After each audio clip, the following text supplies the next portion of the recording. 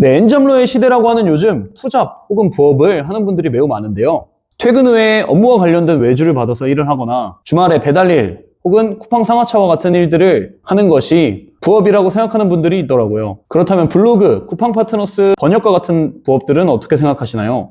우리의 나이는 계속 늘어가고 체력과 시간은 현저히 줄어들 것입니다. 이런 체력적, 시간적 한계가 있는 부업을 언제까지 할 수 있을까요? 저는 단순히 시간과 돈을 바꾸는 부업은 오히려 인생에 독이 된다고 생각합니다. 만보기, 캐시 슬라이드, 배달 이런 부업이 인생에 있어서 경력이 되진 않잖아요. 더군다나 저희의 나이는 계속 들어갈 거고요.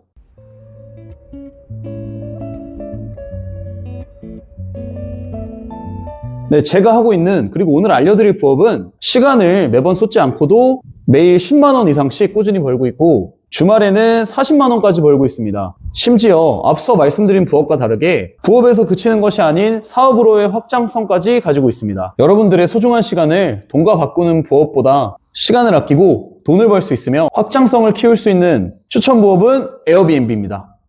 잠깐! 여러분, 에어비앤비 못할 것 같다고요? 그래서 나가시게요? 여러분, 저의 세팅 금액과 방법 그리고 솔직한 후기를 들으신다면 생각이 분명 달라지실 겁니다.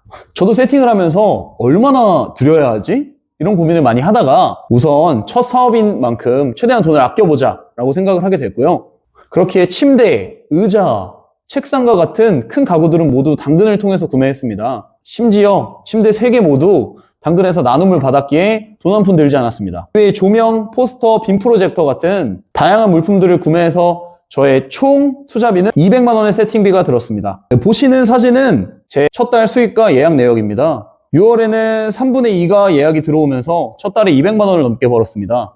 시작 첫 달에 투자비를 모두 회수한 거죠. 시작 첫 달 이후로 7월부터 들어오는 수입은 모두 제 수익으로 잡히게 됩니다. 이후 7월에는 보시는 사진과 같이 하루 빼고 예약이 다 차면서 바로 300만 원 이상의 매출을 내게 되었습니다. 그 이후로 8월 29일부터 12월까지는 장기 숙박이 들어오게 되면서 매달 400만 원의 매출을 내고 있습니다. 그동안 저는 하루에 1시간 정도, 그나마도 퇴실이 없는 날은 일을 하지 않았고요. 퇴실이 있는 날에는 1시간 정도 청소를 하며 해당 금액을 벌고 있었습니다. 주말에는 추가 인원이 있다면 주말이다 보니 가격이 조금 더 인상되기 때문에 하루 시급이 40만 원인 셈이죠. 사실 에어비앤비는 세팅할 때는 조금 귀찮지만 세팅을 하고 난 후에 운영을 시작한다면 가끔 청소해주고 심지어 그마저도 지금 청소 실장님을 뽑고 청소를 안 하고 있는 상태입니다. 물론 청소 실장님을 뽑으면 수익이 조금은 줄어들 수 있습니다.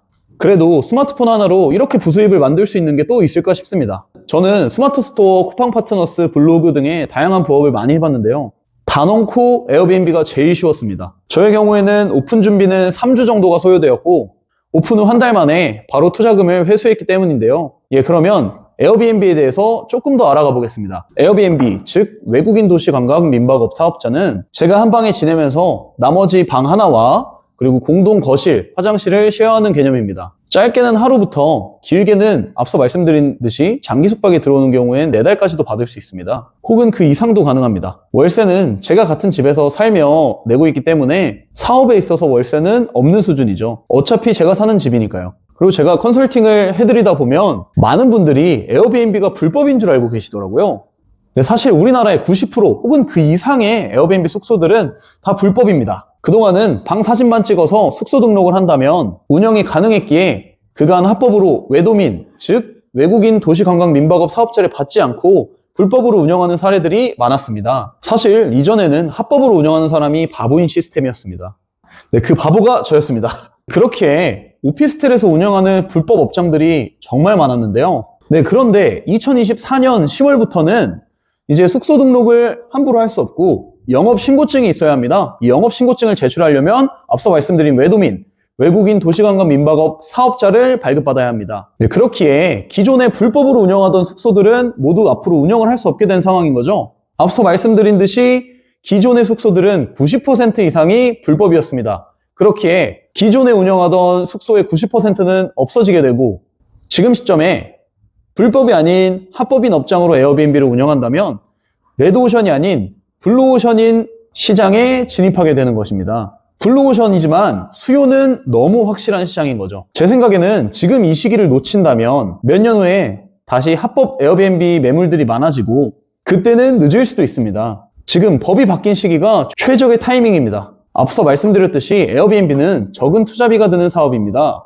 그런데 여기서 외국인 도시관광 민박업이다 보니까 외국인만 받을 수 있는 거 아니냐, 내국인은 수요를 못 채우는 거 아니냐 라고 생각하실 수도 있습니다. 그렇게 코로나가 터지거나 한국을 찾아오는 외국인들의 수요가 준다면 이거는 되게 리스크가 크지 않냐 라고 걱정을 또 하실 수가 있어요. 그렇지만 애초에 전제가 틀렸습니다. 외도민 사업자가 있다면 외국인뿐만 아니라 내국인도 1년에 180일 이하로 받을 수 있습니다. 그렇기에 1년 중에 6개월은 내국인을 받아도 되는 셈입니다. 그렇다면 외국인 수요에 대한 걱정도 접어들 수 있겠죠? 네, 저는 아무래도 프리랜서로 일을 하다 보니 월급의 등락이 좀 크고 월급이 부족할 때도 있었고 코로나 같은 사태가 터졌을 때 저 같은 체육계에 있는 사람들은 일을 구하기가 너무 힘들었습니다. 저는 그런 상황 속에서 부업을 많이 알아보다가 에어비앤비를 시작하게 됐는데요. 실제로 운영해보니 생각했던 것보다 수익이 커서 실제로는 월급을 2배 받는 수준이 되었습니다. 이렇게 투자비도 적고 수익이 큰 부업을 여러분들도 꼭 하셨으면 좋겠다는 마음에서 알리게 되었습니다. 다음 영상은 외도민 사업자 등록증을 받는 방법과 조건에 대해서 설명드리겠습니다. 이런 정보들이 필요하다면 제 채널을 구독해두고 필요한 정보들을 받아가세요.